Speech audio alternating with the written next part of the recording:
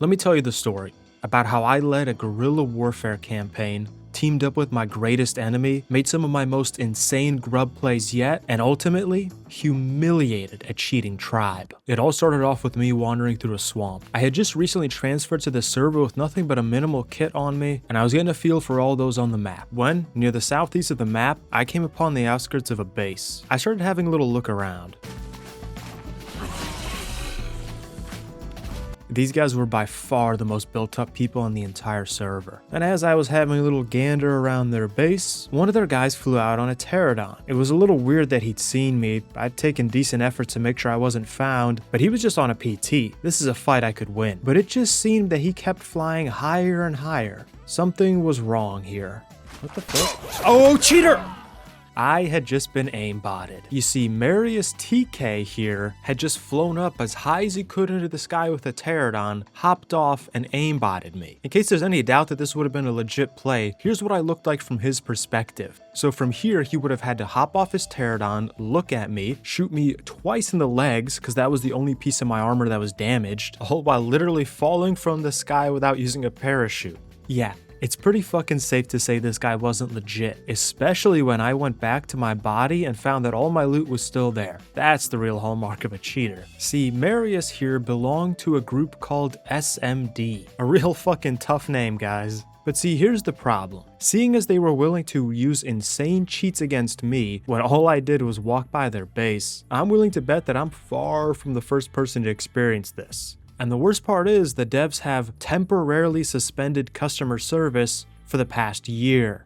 I'm really starting to think that maybe they aren't working so diligently on fixing this issue. So what we have is the biggest and most established tribe on the entire server that is just aimbotting random people, and probably got to be the biggest on the server because of how much they're cheating, who are unlikely to get banned anytime soon.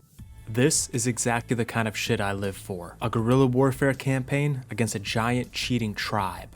Here was the situation of their base. Mainly built within what is called Pack Cave, probably the most defensible location on the entire map, raiding them was simply out of the cards. Additionally, they also controlled a very large area outside their base, but by controlling such a large area, they opened themselves up to a wide variety of rat attacks. Here's a map of the area around their base. Any significant cliffs I've gone ahead and highlighted in gray. It's worth noting that their main outside base was basically at the bottom of a cliff, and I was certainly going to take advantage of that. Their land claim, which is to say the area that only they're allowed to build in because of their foundations, is highlighted in light yellow.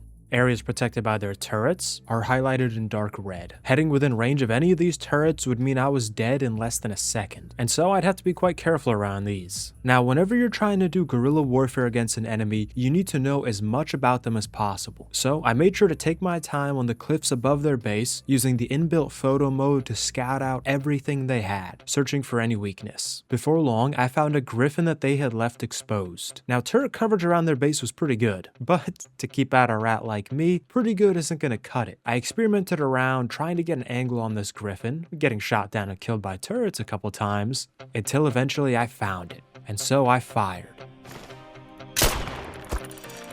I'd hit the griffin, but more importantly than that, an RG in their base had been left on neutral, meaning it was now trying to fly out and kill me. This was both a blessing and a curse. A curse because a giant fucking prehistoric eagle flying towards me and trying to rip me apart is always bad, but good because the AI was dumb. Really fucking dumb. And having scouted out the local area, there was a base nearby that had a whole bunch of plant species X turrets to the east. Now these aren't nearly as deadly as actual turrets, but I can work this to my advantage. Because I'm low to the ground, I should be able to dodge the slow moving projectiles of the plant species X, whereas the RG up in the air isn't going to be nearly as lucky. And so I moved east as fast as I could. If I could kill the RG before SMD realized what was happening, this would be a perfect start to my campaign against them. Shoot the fucking RG.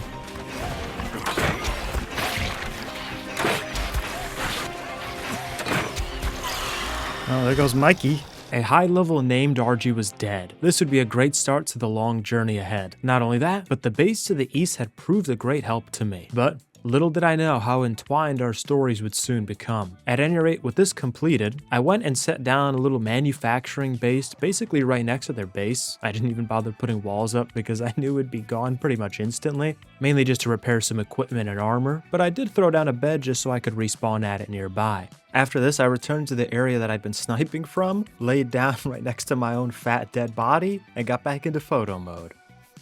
Oh shit.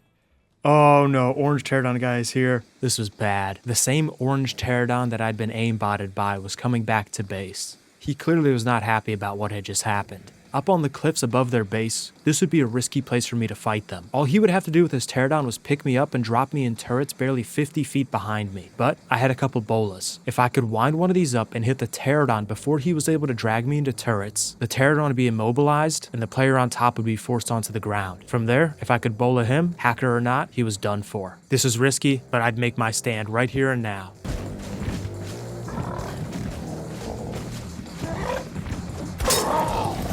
The pterodon was bullet. I needed to quickly get the player.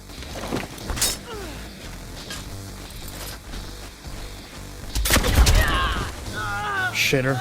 Marius TK, except this time without the cheats. And unsurprisingly, this guy had been dog shit. Me accepting a fight right next to their turrets had been pretty fucking dumb, and there's no reason in the world that I should have won that. But like most cheaters, old Marius here was pretty ass at the game without his cheats. Now, in order to make a quick getaway, I used an ability that I grinded to unlock that transforms me into a cat. So I quickly scampered into the jungle, and I was in the clear.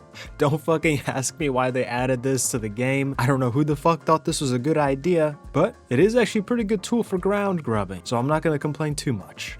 By the way, looking at his stats, all of his points have been put into either HP or Fortitude. He's had 105 points to spend and literally 0 of them have gone into weight. This guy can't fucking farm for the tribe at all. He just hops on to aimbot people. Having a fucking freeloading loser leech tribe mate who can't farm for the tribe even if they wanted to is insane. With a successful fight under my belt against SMD, I was excited. These guys were cheaters, but they were also complete ass at the game. There could not be a better target for guerrilla warfare if I tried. So with that, I went a little bit north of the mountain near their base and set down a cozy little Ted Kaczynski shack. I didn't have any crazy plans for this. It was probably going to get blown in pretty soon, but while it was still up, I could easily repair my armor and weapons here. After that, I put away most of my gear and just went to observe their base some more. When I was there, I saw a guy going out on a megatherium to go grab a bunch of berries outside their base, so I tried to make a play on him, and ultimately I was unsuccessful, but it was pretty damn funny seeing a guy on a megatherium go running back to base as fast as he can because a literal naked guy with bolas and a club attacked him. How in the hell did a tribe like this manage to become the biggest on the server? After that little bit of humiliation, I went to tribe up my buddy Mateos. Now he was like the lucky llama to my spoon kid. His aim is frankly a lot better than mine, and he also doesn't have a mic. So having added my mute compatriot to the tribe, I once again respawned to go and observe SMD. Watching them for a little bit, I saw an opportunity. One of them was going out on a metal run on the mountain nearby. This could be big for us, so I quickly devised a plan. As the RG was flying towards the mountain, me and Mateos would both kill ourselves. Mateos would then spawn on our southern beds. From there, he would lay low, acting as sort of a scout, constantly relaying the position of the RG guy to me. Meanwhile, I would spawn at the northern beds, re-grab my kit, and go down to make a play on him. If we both played our roles just right, this guy wouldn't stand a chance.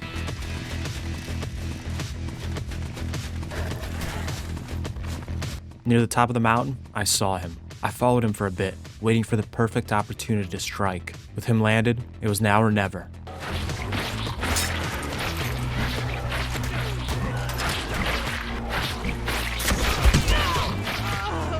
A perfectly executed ambush. Mateos now had this guy's kit, and so we set to killing the RG.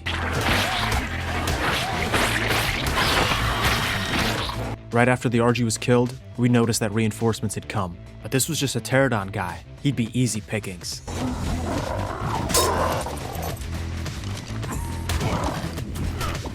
As soon as this guy was dead, we were swarmed by them. There wasn't much we could do. A large number of them were on griffins, an incredibly powerful tame, and so Mateos fled into the woodland nearby while I was not nearly so lucky. I had been picked and dragged into turrets. However, as soon as my respawn timer was up, I respawned on the same bed that Mateos had used to scout them, and I found a nice pile of loot waiting for me.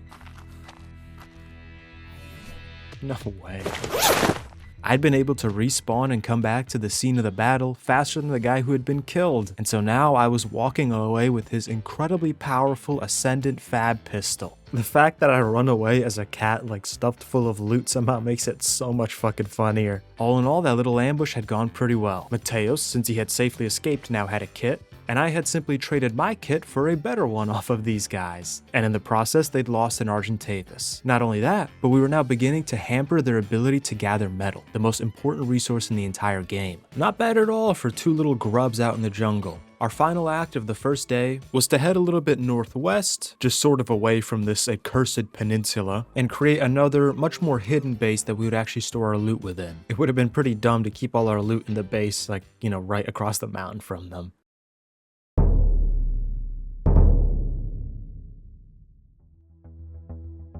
At day 2, we took a little bit of time to assess our strategy moving forward. When you're conducting guerrilla warfare, the enemy is almost always going to be more numerous and better geared than you are, so you're forced into doing what are called grub plays. And in order to have a successful grub play, there's two things you need to have. First is good info about the enemy and what they're doing. For example, when we jumped the guy on the RG, since we knew he was doing a metal run, we knew that he'd be on a pretty weak tame by himself, and we knew exactly where he'd be going. Second thing you need for a successful grub play is the ability to quickly engage and disengage from the enemy. So in our case, because we had those beds set up, we were able to quickly jump him, and because of the woodland, we were able to quickly get out of there, at least Mateos was. And so to ensure future success in our grub plays, I decided to set up some grub infrastructure. Basically, I set down a bunch of 1 foundation shit shacks in the woods. Inside, there was nothing except a bed and a box that contained a basic gear set. By having easy respawn nearby, we could partially negate their numbers advantage against us. And it also ensured that whenever these guys fucked up, we'd be able to easily exploit it. Now, if they decided to hunt these down and destroy them, it wouldn't really matter, because they only take a few minutes to throw up. And even when they did destroy these, I simply patched them back up. Doesn't matter to me that the wall behind me is on 200 HP, there's nothing of value in here anyway.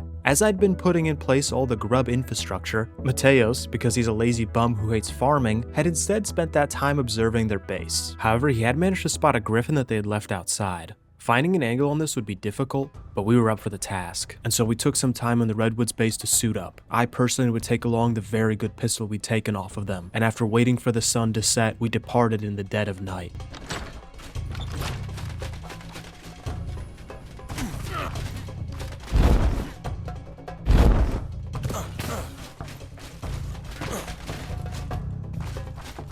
Navigating the cliffs around their base, we maneuvered into a position overlooking the griffin. They'd left this entire cliff face completely unguarded by turrets, a stupid mistake that we were sure to take advantage of. Is it on neutral? Oh shit. Oh shit. The griffin was on neutral. We had to quickly maneuver to the east, back to those plant species X. We had to be quick about this, before SMD realized what was happening.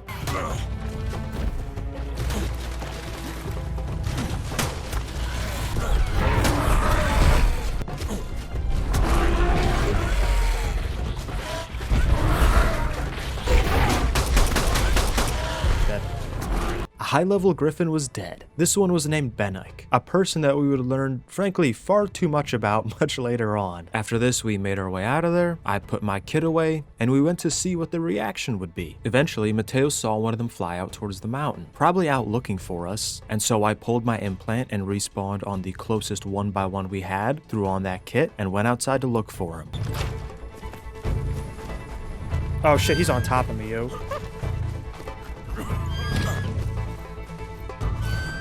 Cat mode, go! Disappear!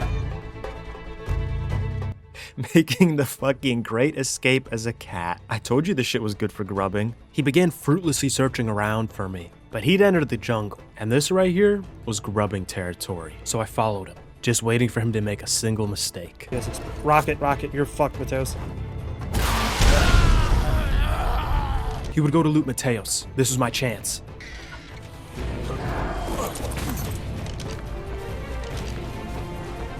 Followed him. He whistled neutral.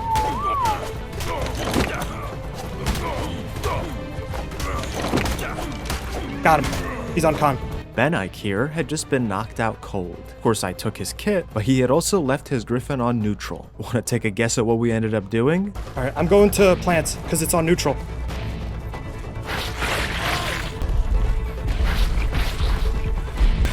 Oh, it's done for, dude. Alright, I'm gonna get out of here.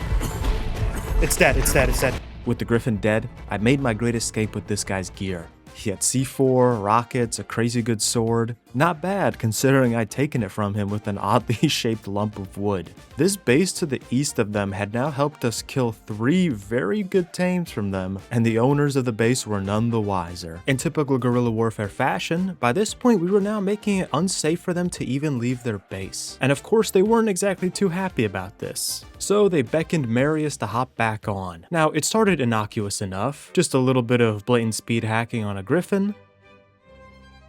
Yeah. That was pretty suspicious, little bro. You know, nothing major. Another time I went in cat mode and hid behind a rock near their base so it would be literally impossible for them to see me. And in photo mode I just observed them for a little while. Marius just kind of aimlessly wandering around the base doing nothing. Until he stands perfectly still for a little bit, like he's tabbing out and turning on his cheats, and then something pretty telling happened. Why is he looking straight at me? Oh my god, dude, he's looking right at me. This is scary. This was like something straight out of a horror movie where the monster's not looking at you, you look away, and then the moment you look back, the monster's staring right at you. After pretty blatantly ESPing me like that, his buddy flew over on a griffin and killed me. A little bit after that, I was hiding in a bush near their base again, when something super awesome happened.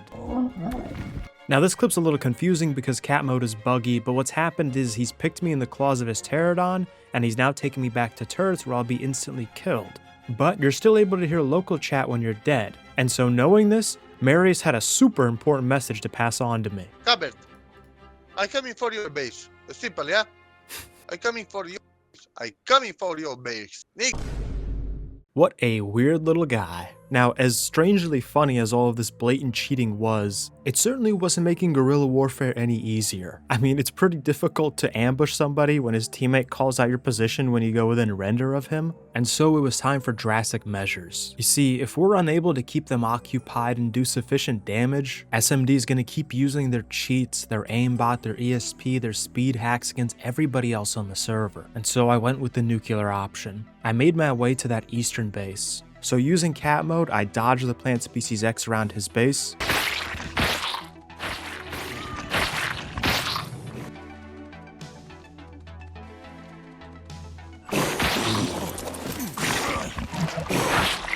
And got under a ramp where I was safe. And so as a disgusting fat man was hiding in the crawl space under his home, I spoke to the owner of this base. You see, I knew exactly who this base belonged to, a man known as Flumi, my greatest enemy. On and off for the past 6 years, we've had beef. You see, Flumi's a very particular man. He plays on the ArcPoc servers, which wipe monthly, and every single month, without exception for the past 6 years, he has built in this exact same spot on this exact same server in the exact same way. I've raided him more times than I can count, and Flumi, well, Flumi always comes back. You see, Flumi was part of a small, tiny subsection of Arc players that have a very special ability. He genuinely likes farming. The monotony of chopping down trees and harvesting rocks to him is the whole point of the game. He even likes getting raided. It's just another opportunity for him to build back up. And so, hiding under his ramp from all his plant species X and speaking to him in local chat in German, because that's the only language he knows, I proposed something that never in a million years had I imagined us having: an alliance. See, Flumi and I certainly had our differences. I find his way of playing the game frankly strange and boring, but SMD is something far worse. The biggest tribe on the entire server willing to use the most extreme cheats the first moment they ever see you. Left unchecked, they'll simply kill the whole server. And so me and Flumi would become allies. This meant that any plant species X he owned wouldn't shoot me, and I'd be able to build inside his land claim. And when I told him about how I'd already used his plants to kill a couple of SMD's tames, he was greatly amused. Frankly, our rivalry had gone on so long that it was like an ancient blood feud. Neither of us even remember how it all started. To cement our alliance, I showed him the cat tech. He was in fact so amazed by this that he brought his whole tribe around to see, and I was able to make all of their acquaintances. Unfortunately, none of them spoke English, so I'd always have to use Google Translate to talk to them, but all the same, we were now brothers in arms. There was Flumi, who seemed like the whole mastermind of this operation. The guy's like a druid. His control over the natural world is frankly scary. And who I've never ever seen refuse to build back up after getting raided. There'll be 2 days left before the server wipes and he'll have been completely raided, and he'll still build back up. This old bastard refuses to quit. We then had Kabi, who certainly took after Flumi in her willingness to continually farm. And last we had Kaba, who from what I could tell was like the jock of the group. He's the only one of them that genuinely seemed to enjoy PvP. And so, having now allied with these 3 interesting individuals, the whole circumstances of this war had changed. Like any other guerrilla warfare organization, having the support of a well-established group would pay serious dividends. In fact, we'd kind of graduated into a paramilitary organization for Flumi now. Any damage whatsoever that we caused to SMD would make them weaker, which would make Flumi stronger. And so, our options for fucking over SMD had just massively expanded. And now, with our alliance with Flumi solidified, day 2 came to an end.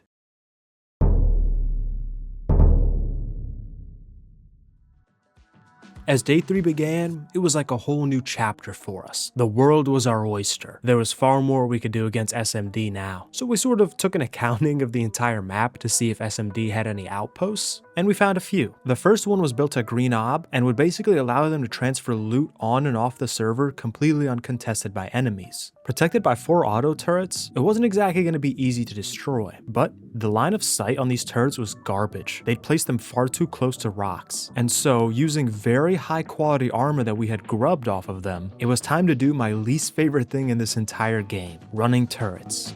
I'm effing scared.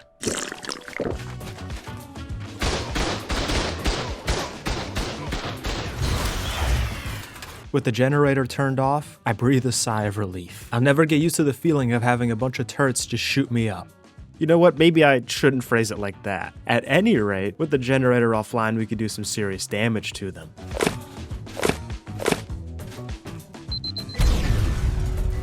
Okay.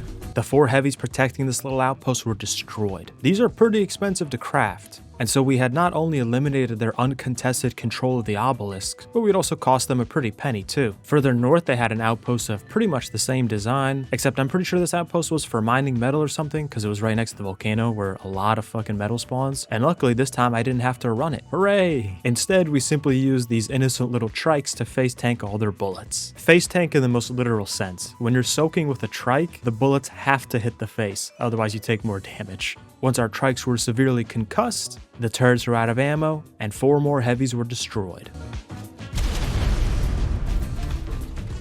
Having dealt with seemingly every outpost of theirs that we could find, we once again returned to their main base, where they had recently placed a couple turret towers up above their base. These would make jumping them significantly more difficult, so they had to go. The first one was pretty easy actually. They had left the windmill in an area where you could just barely get to it without being shot, so I just went ahead and disabled that.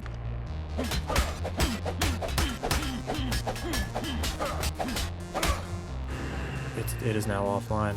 And so now there's a couple turrets without power.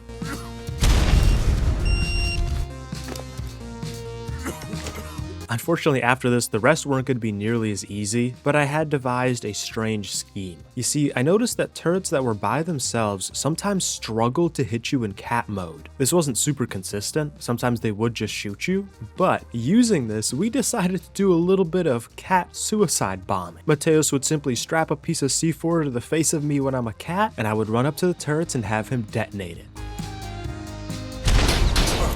Now, of course, sometimes this didn't work, but other times, it did.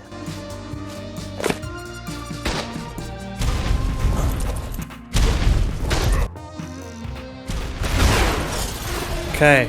Through this highly amusing and very strange new tech, we had destroyed a good number of their turrets and significantly reduced their coverage above their base. I'm willing to bet some pretty fucking real money that these guys are the only ones on the entire server who have a guy that is transforming into a cat just so he could suicide bomb their turrets, for no real gain, mind you, just to fuck them over. But also, I doubt there's anybody on the server that would aim by you whenever you walk next to their base, so I guess all is fair in love and war. A little bit after this, Flumi asked for my help in a task they were setting out for. You see, they wanted to destroy some of the land claim SMD had closest to their base and replace it with their own. Now, since they'd have to carry quite a lot of C4 to do this, they asked for my assistance literally just as a bodyguard. If a fight broke out, they trusted me to win it for them. And of course I agreed to help my allies. And so we set out and started clearing foundations.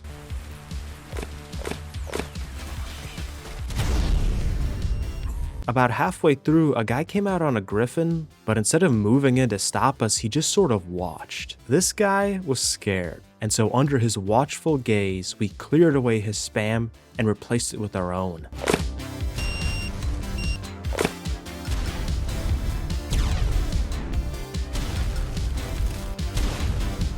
By now, Flumi was beginning to wrestle control of the nearby mountain away from them, and all this guy could do was sit and watch. After returning back safely from this mission, seeing as me and Flumi were now united in the fight against SMD, I proposed something very beneficial for the two of us. I asked if we could build a base within Flumi's land. See, because we were allies, his land claim and his turrets would not affect me, and to my relief, he agreed. This was a huge come up for us. You see, for a variety of reasons, although I love hidden bases, they're very bad for farming. You can only have a few small crafting stations, you can't leave any tames out, and overall you're just not able to farm effectively, which is exactly why we had been forced to use very primitive gear against SMD. And whenever we wanted to use more advanced gear, like when we went to snipe the griffins or run the turrets, we had to use shit that we had captured from them. But if we were able to build a non-hidden base protected by all of the plants that Flumi had, this would no longer be a problem. We could leave our tames out, easily farm on the mountain nearby, and most importantly of all, Flumi would allow us to use his industrial crafting stations, which were far more efficient than the shit we were using now. This base built inside of Flumi's land would allow us to much more efficiently farm, and in exchange, if Flumi were ever to come under attack, we'd be right there by his side. The walls were starting to close in on SMD. They were losing their outposts, some of their outermost turrets were getting destroyed, they were constantly getting jumped outside their base. They were losing control of the most important resource they had, their nearby mountain, and one of the very few advantages they still had left over us, the quality of their gear, was soon going to be going away now that we had a base in Flumi land. Seeing the end of his tribe in sight, one of their members, Benike, had a pretty psychotic idea. See, to the north of them, there was this small upstart tribe called Mongols. Having started only a few days ago, they were far, far weaker than SMD. And seeing this, Benike decided to bring over a golem and begin raiding them. Just as all their turrets were out of ammo and their door was on 1 HP, Benike relented. At this point, he told them that they're now allies. Mongols, seeing literally no other option, of course agreed to this. And so with their base just about to be completely destroyed, Benike left them. This had all been some sick, twisted power play from him. If he had simply approached them and asked to be allies, Mongols would have agreed instantly. The biggest tribe on the server wants to be your friend? Who's gonna say no to that? But in that situation, they would have been something like equals. And that wasn't what Benike wanted. He wanted Mongols to know that at any moment he could crush them. You really do get the impression that he was getting a fucking sick kick out of having power over someone in a video game. He would literally just humiliate them in global chat for fun. The Mongols guy would ask Benike if he needed anything, and Benike would say he needed the guy's sister, and then when the guy said he didn't have a sister, Benike would say it's because he took her when the Mongols guy was a baby. Putting away the fucking disgusting implications of that, this was all just some humiliation ritual to make sure that Mongols stayed in their place. And the worst part is that it worked. A few hours later, when I was speaking to somebody in global chat about how SMD was cheating, Mongols would fucking stick up for them. I tried to talk to Mongols and explain to them how these guys are fucking cheaters, you shouldn't be buddy-buddy with them. But Mongols would say that they had basically no choice. SMD had just strong-armed them to join the war against us. And so me and Mateos were forced to make a tough decision. Do we leave Mongols and allow SMD to have an ally so close at hand, one that would instantly snitch out our hidden bases if they found them? Unfortunately, we decided that Mongols simply had to go. As I'd been offline, Mateos had raided them. It really was awful that SMD had basically forced our hand into raiding a tribe that we really didn't want to raid. And this whole episode really did give the impression that Benike loved flexing the power he got from being in the biggest tribe on the server. It was so fucking pathetic. And so on that day we learned that even members of SMD that weren't cheating, like Benike, were still fucking scumbags. And so we would redouble our efforts. SMD simply had to fall.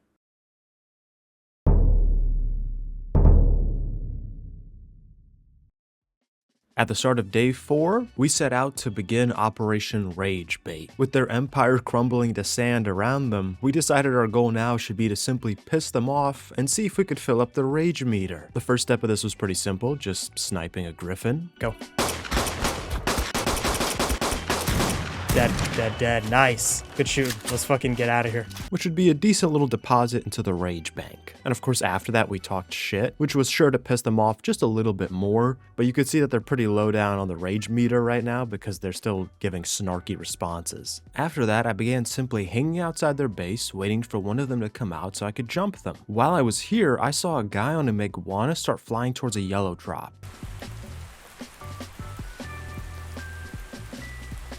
I was willing to bet that he was probably going to land there, so I began making my great trek over there.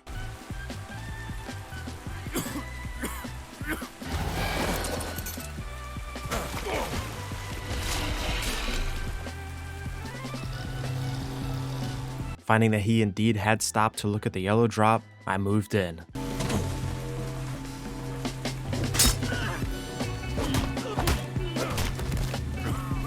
Oh my fucking god. A whole shit ton of turrets, a bunch of ammo, and a cryoed Anki. I quickly grabbed all this shit and made a run for it, terrified that at any moment Marius was gonna come by, ESP me, and get all this crazy loot back. But I made it safely back to Floomy Land. This was absolutely going to piss them off. See, the guy I'd grubbed was called Tech Turret, and I'd never seen this guy before. This was because, after the events of yesterday, SMD had been recruiting to try to bolster their ranks. And Tech Turret here was a member of a big tribe on another server that had just recently been raided, and so now he was going to join SMD with whatever loot was left over from his raided base. An injection of fresh blood and fresh loot, exactly what SMD needed. Except they weren't going to be getting that fresh loot, because the reason he had spent so long at that drop was because he had been downloading his loot from the other server to bring to them. And that's when I jumped him and took pretty much all of it. Now with my new heavies and ammo, I decided to give them to Floomy. Now see, as much as Floomy likes building plants, he doesn't really like building turrets. However, plants work much better when actually protected by a turret. For example, rockets. Plant Species X really struggle to shoot rockets out of the air, whereas turrets have no trouble with that whatsoever. So this is all to say that by donating these turrets to Floomy, his base was going to be so much more defended.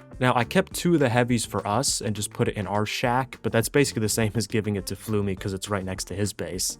I'd also grubbed a cryoed Anki off of them, which is the best dino in the game for gathering metal. This, in combination with an RG I already had, plus Floomy's industrial smelter, meant that we were basically fucking rolling in metal now. Thank you, Tech Turret, I really appreciated the loot donation. Although the Anki we got off of this dude was a very, very good one, they're really not that hard to tame, but it's always infinitely more fun when you get to use somebody else's dinos that they had spent time taming and then leveling up. I was using their Anki to farm on their mountain completely by myself and feeling totally safe doing it, which shows you just how much the situation had deteriorated for SMD. Now, I was on a bit of a hot streak, so I went to go over to their base to see if there was anything I could snipe, where I then found a pyromane that as soon as I shot it, it was on neutral, so just kind of hopped out into the swamp and then got a whole bunch of bullets in its face.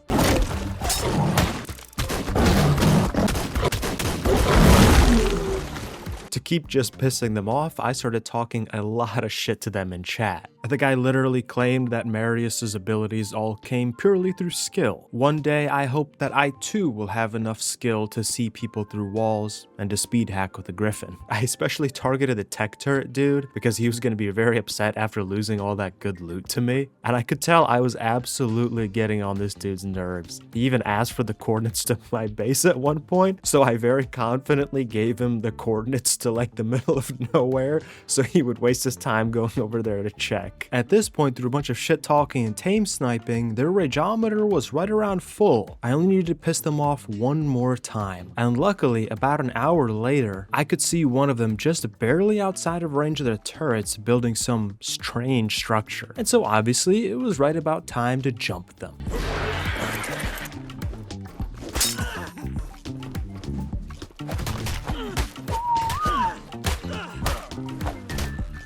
It was my old buddy Tech Turret. Now he had nearly nothing on him, but he had a couple little knickknacks which I went ahead and just despawned immediately, and he had a couple choice words to gift to me.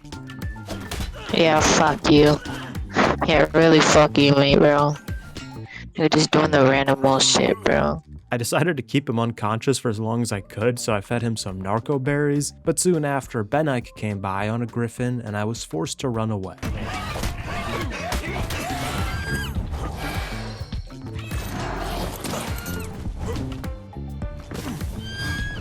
Victim again.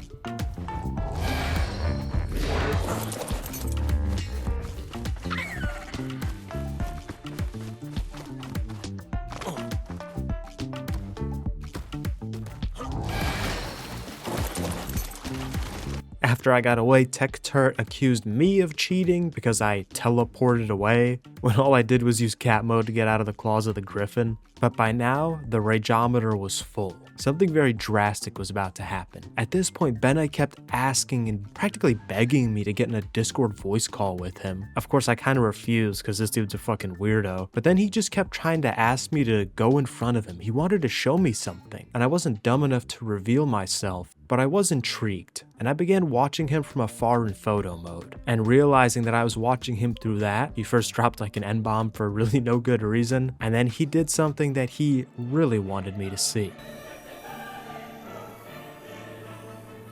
I had just barely looked away, but this heavy shooting had just killed Tech Turret, who had just been kicked from the tribe. That's what Ben Ike had wanted me to see. They were just so angry in general that the straw that broke the camel's back apparently was Tech Turret screaming for them to help him when I jumped him. And so now SMD's most newly recruited member was out of the tribe. No fresh loot, and now not even any fresh blood. This is like the fucking scene in the movie where the main villain kills one of his henchmen in front of the hero to prove a point or some shit, but as always in Ben Ike's case, this was some weird power play from him. He had wanted me to see Tech Turret get killed by one of their turrets, just so the guy would be fucking humiliated. Another one of his fucking sicko plays. Now, I'm not gonna shed any tears over Tech Turret. The guy was not exactly a ray of sunshine. And frankly, outside of Ben Ike and Marius, Tech Turret was probably the person on the server who most deserved that kind of treatment. And of course, SMD tearing itself apart from the inside was a great boon in our war against them. All the same, it was still very interesting to see that Ben Ike's cruelty extended even to the members of his own tribe. There truly was no honor among thieves.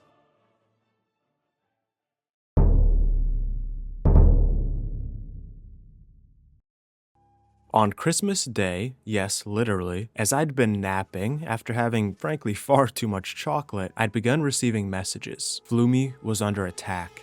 SMD had begun the raid by having Marius speed hack forward with a golem. This wasn't gonna be a legit raid. Hopping on shortly after the raid had begun, I took stock of our situation. SMD had almost instantly taken control of all the area that wasn't protected by our Plant Species X. And even then, realistically, Plant Species X was only gonna delay them. Our only real defense was the core of the base protected by auto turrets. The situation was grim, but not hopeless. To the south and east of Flumi's base was a stretch of swamp. SMD's control over this area was tenuous at best. And although crossing through the swamp could prove treacherous, it would allow us a fresh supply of resources and reinforcements. Because you see, some of my friends, who I've sometimes referred to as goopers before, were already playing on this server. Hearing of our plight, many of them would make this crossing to join us in the defense of Flumigrad. The swamp would prove to be our own little Volga River. As I began hopping on, the situation looked desperate. SMD was making solid advances along our western defenses. Additionally, a few of our guys had been captured alive and handcuffed, meaning they literally weren't even able to respawn and join us until they starved to death. The balance of power was most certainly against us. Although our defenses stood for now, at this rate, defeat was certain. I needed to take charge of the situation and turn this battle around. As soon as I came outside, I saw exactly what Marius was doing.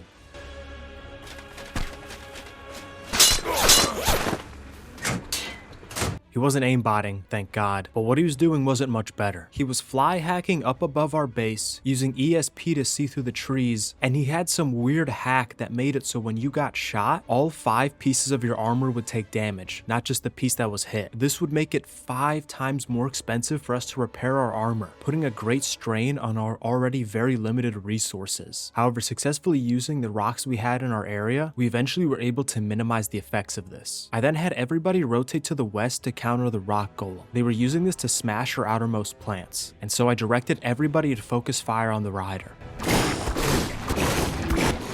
We landed some hits, but we were using primitive pistols. He was able to continue destroying plants. At this point, I noticed that the rock golem rider was getting far too cocky, and so I told Flumi to change the targeting mode of the plants to target the rider instead of the rock golem. And because me and Flumi were boys now, he trusted me and did this right away. I swear we should be hitting the player dead, player dead, player dead.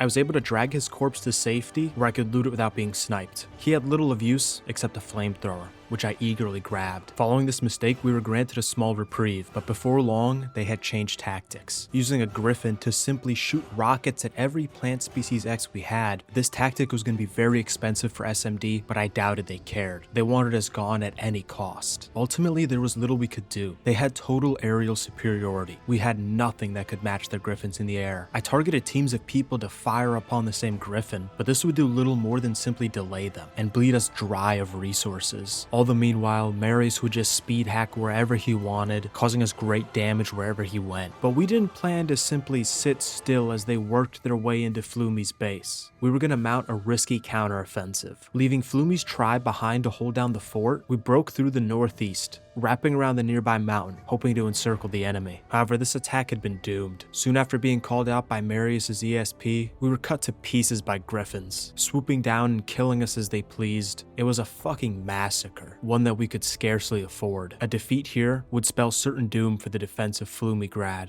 However, I had one final trick left. The flamethrower we'd taken off of them. I don't ever use flamethrowers. They're so strong, so easy to use, that they're complete aids to play against. But if ever there was a tribe that deserved that treatment right now, it was SMD. If I could go down there and somehow clutch up this fight, there might be hope for us after all. You guys, I need help right now. I'm coming. John, hold out! Reinforcements are here!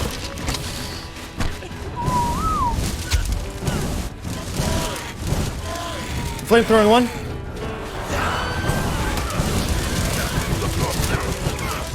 It's all just burning. Right away, I'd killed one. Archie guy. Keep him occupied. Keep him occupied. Dude, I'm doing more than keeping them occupied. I'm fucking killing them. Stick to cheating, shitter. Somebody recover his kit. I'm gonna flame Bob.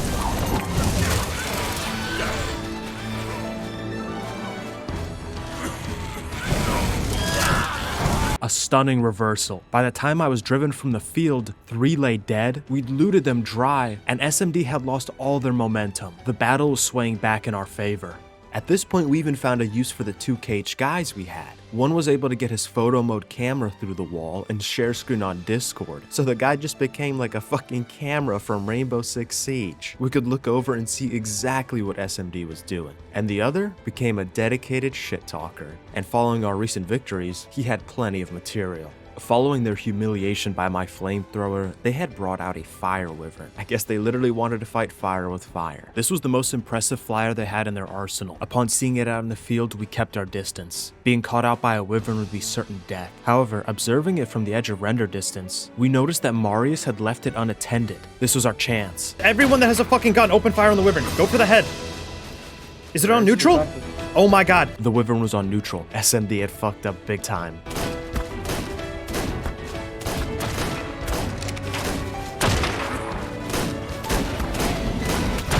Coming up the hill. Yes! Oh, it's dead! Is it dead? Marius had practically just fed us a wyvern. No wonder this dude had to cheat. Following this, we returned to base to repair our armor and re-gear. With a catastrophic defeat out in the field, SMD was forced to temporarily lift the siege around Flumigrad, and Flumi's tribe was very happy to see us return home victorious. Although this had been a great victory, the battle was far from over. We'd liberated the mountain and a large section of the northeast, but because of the fob SMD had in our western area, they were still able to maintain control of this. SMD was far from done, but we were on a much more even footing now. We began skirmishing with SMD up on the mountain. Despite our recent victories, those griffins were still no joke. We had to play smart. When I heard a Thylo rider jumping towards me, I began moving to safety.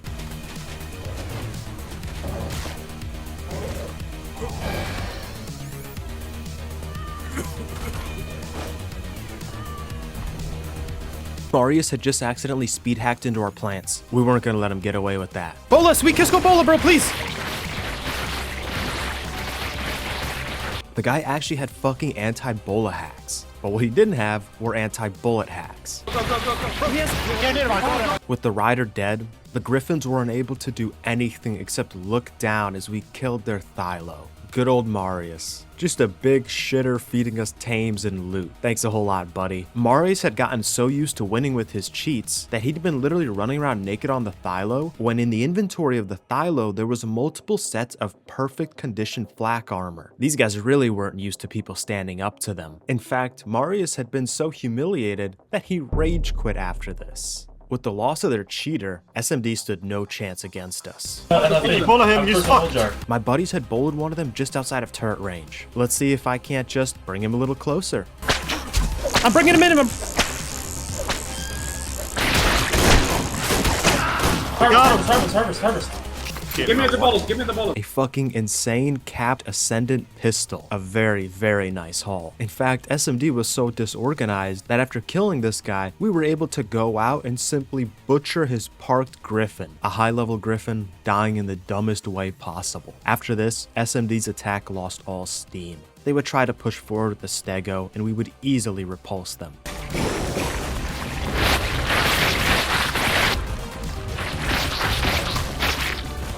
Before long, they pulled back altogether, leaving their fobs completely unprotected. With these destroyed, SMD's attack was truly finally over. Despite their best attempts and their pretty fucking insane cheating, things would go back to exactly the way they'd been before, except now a bunch of SMD's tames were dead and a bunch of their loot was ours. Although at a couple points it looked pretty dire, this had been a giant victory. Of course, we took some time to bask in the glow of victory, talking a lot of shit in global chat, saying shit like they should cheat in some skill next time, just calling them noobs because that sounds like the kind of shit that would piss them off, and they had basically no response for it except Ben Ike asking us to add him and talk to him on Discord. The guy's a complete weirdo to the very end, it seems. The happiest out of all of us was probably Flumi. Flumi's very good at building a base, but when it comes time to actually defend it, he often struggles. Remember, we've spent the last 6 years beefing, so I know from personal experience that he's not the greatest at defending his base. But by combining our strengths, Flumi's love of farming, and our love of grubbing, we'd put up a defense strong enough to hold back a cheating tribe. A very rare thing in Ark indeed. We had just withstood the first siege of Flumigrad. The second siege of Flumigrad began about 6 hours after the first. Since it was around midnight, this time SMD hoped to catch us all offline. However, there was still a couple of us on, so when I got the messages I hopped on, even though frankly I wasn't needed there, because the second siege of Flumigrad was a complete fucking farce. You okay? Watch with the flat axe. No, keep him knocked out. Yes. Tate here had just donated us an Ascendant compound bow, one of the most expensive weapons in the entire game. And would you look at that, the Tate's dumb play counter has just jumped up to 1. Soon after basically throwing this loot to us, Tate would come back on his Desmo and decide to try to make a play on us right next to turrets. Dude, you have infinite long neck ammo. Hello? Oh shit. Oh no. Oh shit. Oh no. Oh my god, dude, get him. With his Desmo bowled within Plant Species X range, it was quickly killed. But have no fear, right after this, Tate hopped on an RG and prepared to slaughter us all. Hit him. Dude, there's no way he's actually coming for us. I don't believe it, bro. I don't actually believe it. Hold him. I don't. It's Tate again. It's fucking Tate. Tate, mate. Log off for tonight, buddy.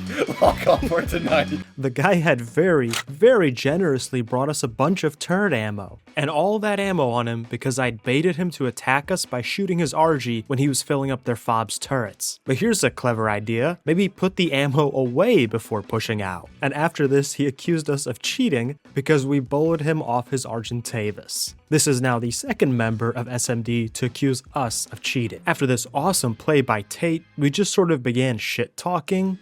Obviously, after 3 really stupid plays like that, we had quite a lot to say to them, but so too did Ben Ike. He first had this really weird remark. He then followed that up by complaining about how mean people are to each other in this game, which was subsequently followed by him talking about how there's no lag in real life, so he would easily beat the shit out of all of us, followed by a couple N-bombs because he thought my tribe mate was black. The duality of man has never before been so apparent. After a good bit of shit talking, SMD started packing up their forward operating base to leave. However, we weren't just gonna let them get away scot-free. Near their fob, a couple of us began fighting an RG guy. Going for me. That was way too high.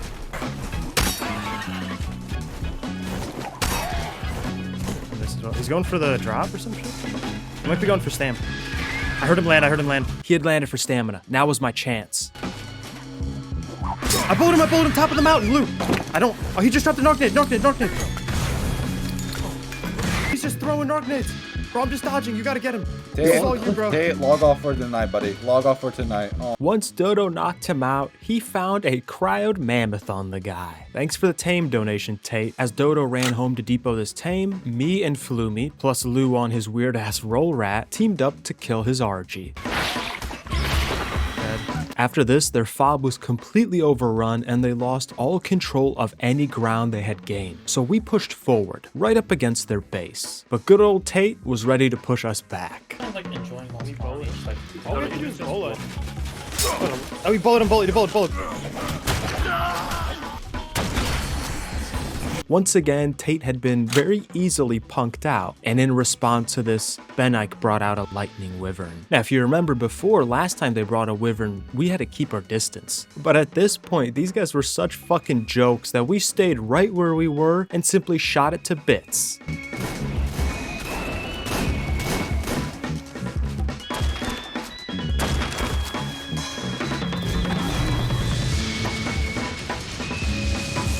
Bro, he's actually kind of fucking butt.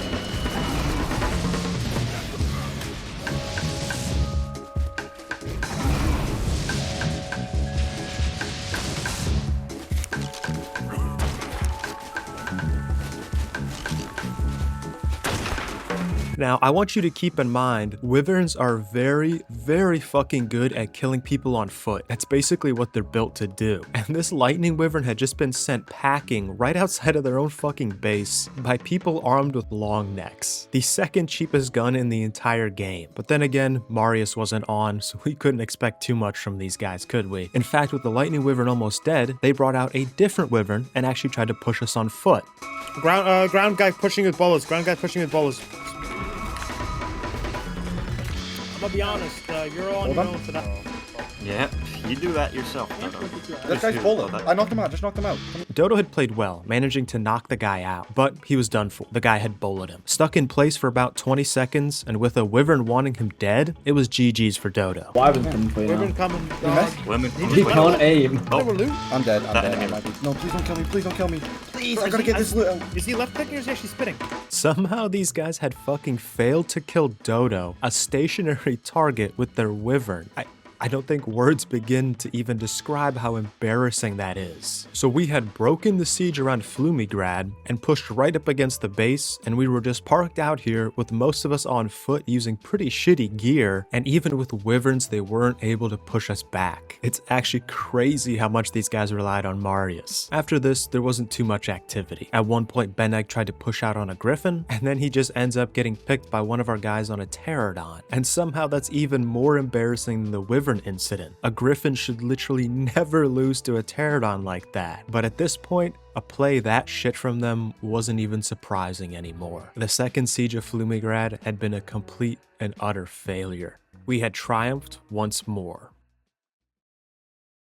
Early next morning, once again receiving messages that we were under attack, I hopped on. But this raid would be very different. Having already failed twice, SMD had only learned one lesson. They hadn't been cheating enough. Marius would use every little weird cheat that he had. As I was going to add a new recruit to the tribe, I would have my first sighting of this. The defense is gonna be so... Oh my god. Marius was just flying around speed hacking on a pterodon. I'm coming to... Oh, he got back on, bro. Dude. Disappeared! Oh my god! 300 meters in 2 seconds. The only way we could even keep our eyes on him was by pinging him and watching those pings fly across our screen. If he's in range.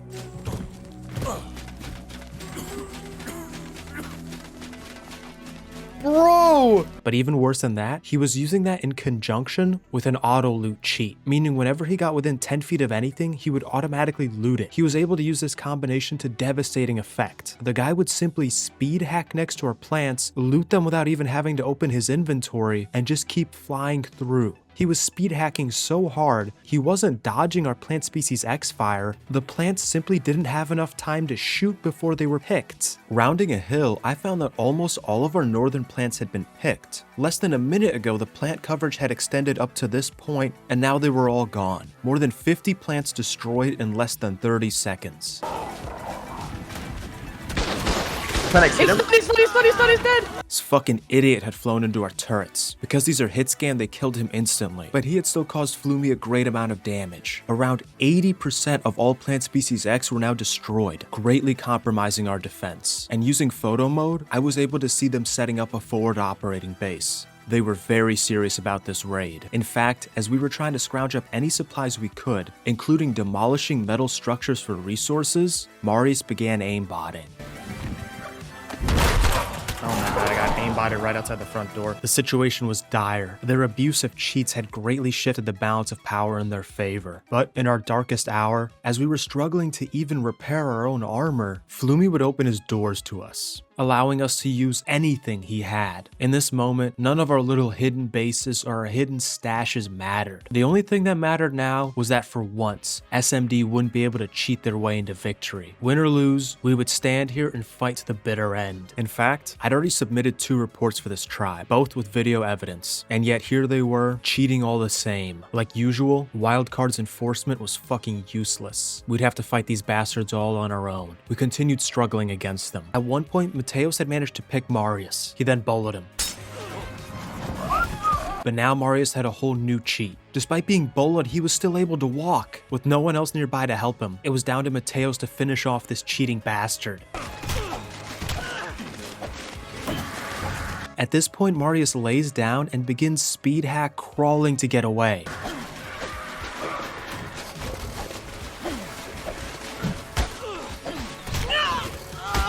Fucking guy even died like a rat. Now at the scene where he'd been killed, I began helping Mateos with killing Marius' tame.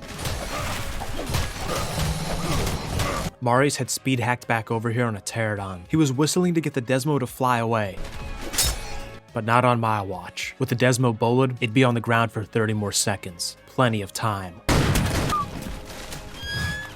A griffin had picked me and began dragging me away to be killed, but this is a sacrifice I was perfectly happy to make. While I was getting dragged away, my boys could stay behind and finish killing Marius' Desmo. Once I got confirmation from them it was dead, I pulled my implant and respawned at the base. This victory gave us hope. Even when Marius was using cheats we'd literally never seen before, he could still be beaten. Our new hope was soon tested. SMD began moving up with a stego to soak up all the bullets in our turrets. If these ran out, our base would be nearly defenseless. We moved up with Thylos to push them back.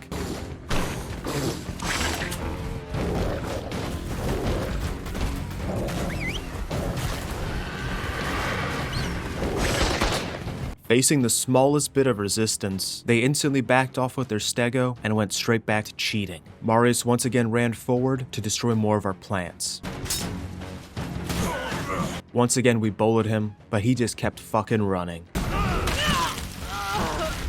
Having picked many of our plants that still remained, we were now down to probably 10% plant species X coverage, and our turrets only had about half their ammo left. We were very close to defeat. Sensing this, SMD's next move would be pretty obvious. Marius would begin suicide rocket running our base. With almost no plants to oppose him, he could get very close to our base. And if every time he died, he managed to destroy at least one turret, our base would quickly be overwhelmed. But in this regard, we had one ace card, a bison. With his name literally being Bison Master Mateos in my Discord, Mateos was just the man for the job. Using the Bison's secondary attack, he's able to launch the enemy back into the air, allowing all our turrets to easily shoot him and getting him the fuck away from wherever he's trying to go. And as long as those of us on foot were able to act as spotters, pinging Marius for Mateos, they wouldn't be able to make any progress.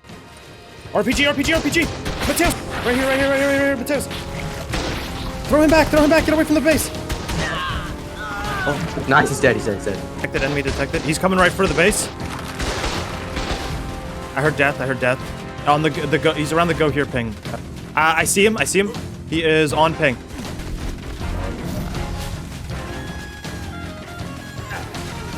On ping. Oh, he's fucking flying, bro. Yeah, he just slow fall to prevent fall damage. He just slow fall to prevent fall damage.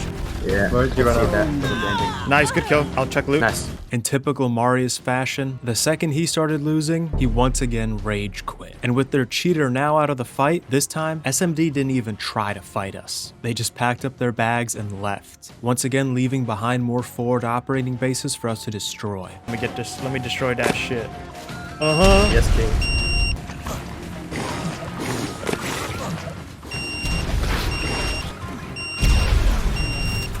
Another victory for the Gooper Flumi coalition. We found it very funny that the success of each raid was determined entirely by how much they were cheating. The first raid they had cheated a moderate amount, so they had a moderate amount of success. The second raid, the cheater wasn't on at all, so they didn't have any success at all. And the third raid they cheated the most, and that was the raid that had the most success. Frankly, they'd had us on the ropes. If Marius wasn't such a little bitch and didn't rage quit when things went a little bit bad for him, they probably would have had us. But with 3 failed raids in like 2 days, we once again fired back up the shit talking. And fucking Benike began crying about how he'd been online for the past 28 hours preparing for these raids. Like, what do you want, fucking sympathy from us, dude? Get the fuck out of here. Once we had sated our appetite for shit talking, we got to rebuilding. Mainly just throwing up some more plants to grow. A few hours later, after his temper tantrum had died down, Marius would come by and use his weird cheats to pick the plants, but without an actual raid to back him up, this was just kind of pathetic. By the way, the craziest thing about all these raids